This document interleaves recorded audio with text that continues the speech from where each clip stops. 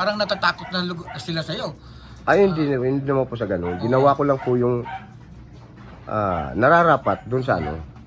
Kasi yung matanda nga, kung hindi ko pa tinulungan, baka kung ano pang nangyari doon. Opo. Tinulungan ko na. Kakatayin nyo daw yung aso. Para... Hindi po. Ganito ho yun. Itinabi ko muna doon sa ano, sa may tindahan ko. Doon, patay na. Tapos, umuwi muna ako. Nag-CR ako. Pagbalik ko, nakasako na.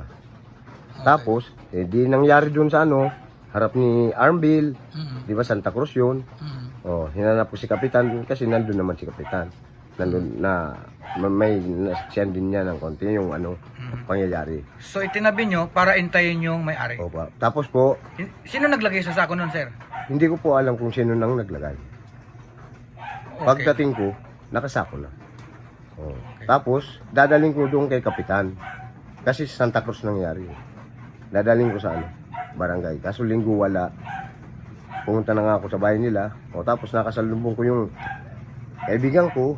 Okay. Tako, ano kaya pwedeng gawin ng ano, asong ano, may yung ano, yung anong tawag doon sa Tagalog, yung rungaw.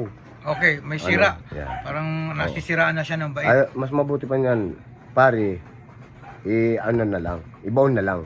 O Okay. sige kako, ikaw na munang bahala dyan kasi kako, tutulungan ko muna yung asawa ko. May CCTV na hinabol mo yung aso. Anong nangyari dun to? Hinabol ko na kasi yung aso kasi yung na ano na ay may ano na, anong tawag nun sa Tagalog, yung Nangagat. nangagat na. Okay. Bali, nakadalawa ng kagat na siya. Tapos, muntikan pa nga yung asawa ko Okay. na nagtitinda lang doon sa amin, ano. Yung... So nangagat siya dun sa may kalsada. Opo, Okay. doon mismo. Tapos O tapos, kaya mo siya hinabol kasi nangagat na. opo. Basta nga ako na ano na, nakagat na ako. Okay. Kaya, kung baga sa ano, ay talagang ano na siya. Talagang wala na sa sarili yung aso. Parang ano talaga. So anong ginawa mo? Anong... Ay, lahat ng makasalubong niya, parang gusto niya pang anuhin. Yung parang gusto pang kagatin. Kaya, wala na ko ibang naisipan, talagang anuhin na. Baka makaano pa ng ibang tao. Opo. Anong ginawa mo po? Ano, inano ko muna ho ng, ano, ng bato, tapos pinalo ko na ng ano, kahoy, yung ano.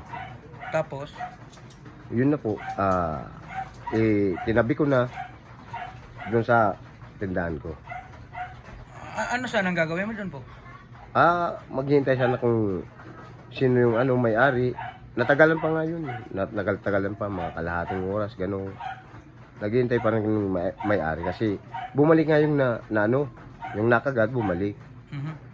Nagsabi rin yun na huwag mo munang anuhin, galawin para yung may-ari malaman yung ano talaga. So nagpa-injection na ba kayo? Okay na po. Nagpagamot kayo? Opo na. Sino nagpagamot? Kayo lang? Ako, sarili ko po. Yung isang nakagat, mismo yung ano, may-ari ng aso. Okay. Galit ba kayo dun sa may-ari ng aso? Ay, hindi ko po, wala po akong intensyon na, hindi ko nga po alam kung nasa kanila yun eh.